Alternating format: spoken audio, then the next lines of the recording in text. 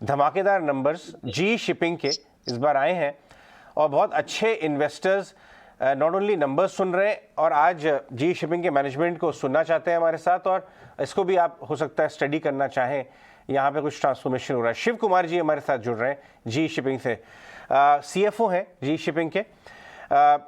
शिव कुमार जी, बहुत बहुत शुक्रिया ET Now स्वदेश पे आने के लिए। सबसे पहले मैं आपके चार्ट को देख रहा था, ग्राफ को देख रहा था।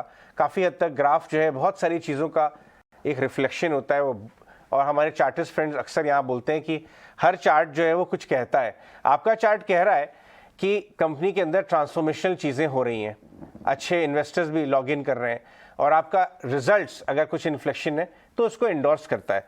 सबसे पहले ये बताइए कि जो टैंकर रेट्स हैं वो लास्ट 3 से 6 महीने में आपके लिए कैसे मूव किए, क्योंकि वो बहुत बड़ा इंडिकेटर है आपके लिए। हाँ जी, thank you for having me. ये टैंकर रेट्स जो है काफी बढ़ गए जब से ये वॉर शुरू हुई है यूरोप में।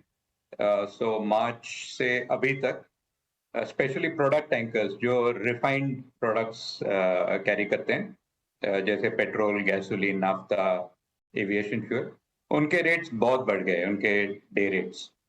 उसकी वजह से हमारी प्रॉफिटेबिलिटी बहुत बढ़ गई है लास्ट क्वार्टर में। और बाकी तो ड्राई बल्क शिप्स और LPG शिप्स तो अच्छे कर ही रहे थे।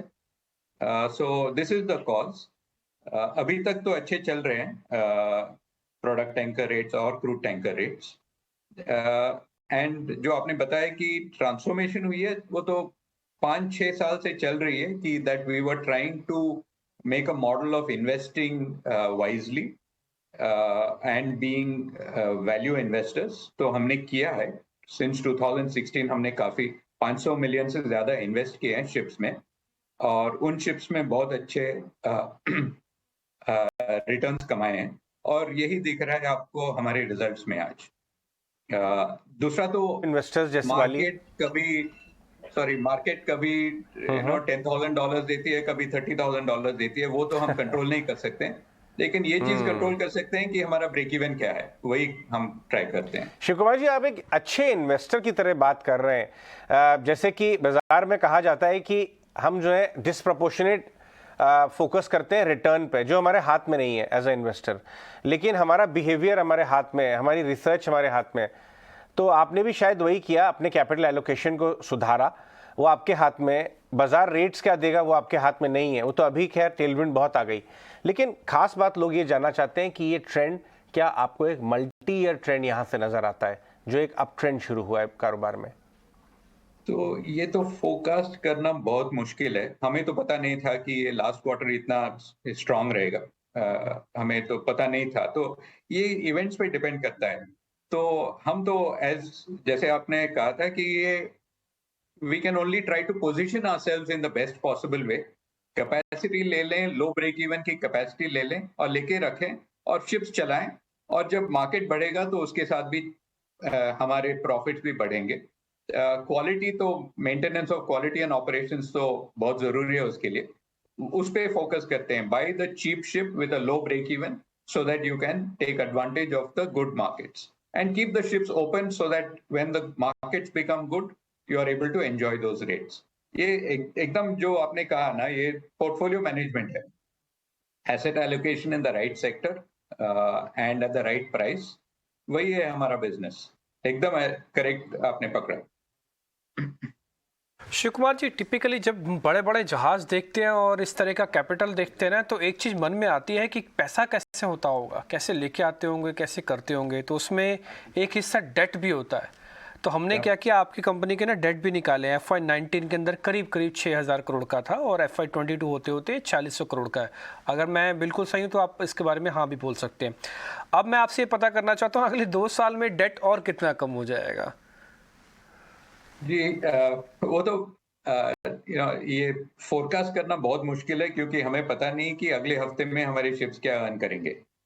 डेट रिडक्शन तो हर साल में अप्रोक्सीमेटली 700 to 800 करोड़ होता है। That is the standard debt repayment profile which we have. तो वो तो होता रहेगा, और अगर हमें इन्वेस्टमेंट की अपॉर्चुनिटीज मिले, हम तो अभी जो बहुत सारे इन्वेस्टमेंट किए 2016 से लेके वो तो पे ऑफ कर रहे हैं, कैश फ्लो काफी है, कैश फ्लो तो 3,000, कैश बैलेंस तो 3,000 करोड़ से ज्यादा है अभी। तो अपॉर्चुनिटी मिला तो हम शिप लेना चाहेंगे, लेकिन अभी तक वो अपॉर्चुनिटी नहीं मिले to do good wise investments.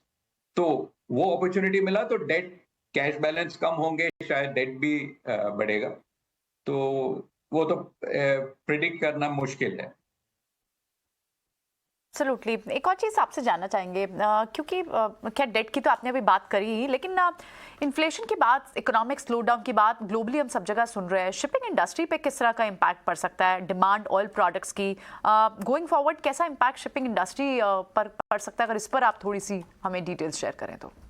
हाँ जी, एब्सोल्युटली करेक्ट कि ये इंडस्ट्री काफी बहुत मैक्रो पे डिपेंड करता है। अगर रिसेशन होगा तो उसमें जो डिमांड कम होगी, उससे तो हम अफेक्ट होंगे ही। तो shipping industry can not escape from the effects of a recession, however, and that will be across the board. However, जो ऑयल में है, एक डिफरेंट सा सिचुएशन है, थोड़ा सा डिफरेंट सिचुएशन है कि पिछले 2 साल में people have been drawing down from their stocks in order to consume. तो वो स्टॉक्स बहुत कम हो गए in the last 2 to 3 years। तो हमें लगता है कि एक चांस है कि पीपल में, if prices of oil drop because of recession, तो फिर से स्टॉक बिल्डिंग भी शुरू होगी, even if there is not much consumption. तो वो पॉसिबल सिल्वर लाइनिंग है। दूसरी सिल्वर लाइनिंग है, अगर रिसेशन होगी तो हमें अपॉर्चुनिटीज मिल जाएंगे, जैसे कि स्टॉक मार्केट भी होता है ना। तो when there is somebody sitting with cash, even if the market collapses, he is there in a position to buy। तो हमारी वही पोजीशन है कि मार्केट ऊपर जाए तो हमारी प्रॉफिट बढ़ेगी, मार्केट नीचे जाए तो हम इन्वेस्ट कर सकते हैं। तो that is again our approach in this. बहुत ही आपसे एक दिन आपसे मार्केट के बारे में बात की जाएगी ऑफलाइन, क्योंकि ये भी तीसरी बात हम अक्सर अपने एसआईपी इन्वेस्टर्स को बोलते हैं कि आपके तो मजे हैं दोनों साइड पे। अगर भाव नीचे आए तो आपके यूनिट्स कम प्राइस पे आ रहे हैं, भाव ऊपर जाए तो आपका एमटीएम गेन बढ़ रहा है। लेकिन ये जो आपने बताई ना पॉइंट कि अगर भाव नीचे आता है ऑयल का, स्ट्रेटेजिक ऑयल रिजर्व से लार्ज इकोनॉमीज ड्रॉडाउन बढ़ जाती हैं उनकी, और इसलिए वापस बिल्डअप की ये आपके लिए टेलविंड है। लेकिन मैं देख रहा था डेटा को, आपका जो स्टॉक है वो इस समय 0.6 टाइम्स पे ट्रेड हो रहा है आपके एनएवी, जबकि कुछ ग्लोबल पीयर्स जो है ना आपके 1.25 टाइम पे भी होते हैं। मैं आपको स्टॉक के वैल्यूएशन के ऊपर नहीं रिस्पांस मानूंगा, लेकिन आपका जो ग्लोबल लीडर्स हैं उनकी गाइडेंस बहुत बुलिश आई है। आप कॉशियसली ऑप्टिमिस्टिक साउंड कर रहे हैं, आप कंजर्वेटिव प्रैक्टिसेस, बट जो सिल्वर लाइनिंग वगैरह आपने बताई वो at least near term to medium term तो मोमेंटम अपसाइड ही दिखा रहा है, नहीं? For now the market seems to be strong, tanker market specially, क्योंकि टैंकर तो 60% हमारा फ्लीट टैंकर्स का ही है।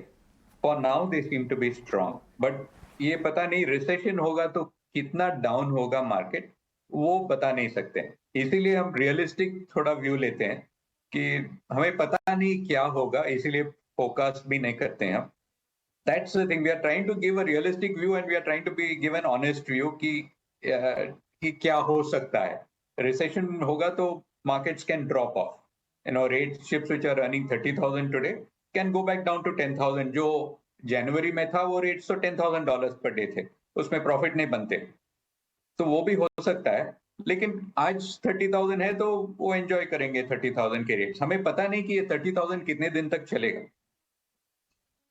वो कहना बहुत मुश्किल है। Right, absolutely. बहुत बहुत शुक्रिया शिव कुमार जी, आज हमें समय देने के लिए बहुत बहुत शुक्रिया। हमारे साथ एक और मैनेजमेंट बने हुए हैं हमारे साथ, अदानी विल्मर के। अब जी बिल्कुल, आज शुक्रिया समय देने के लिए।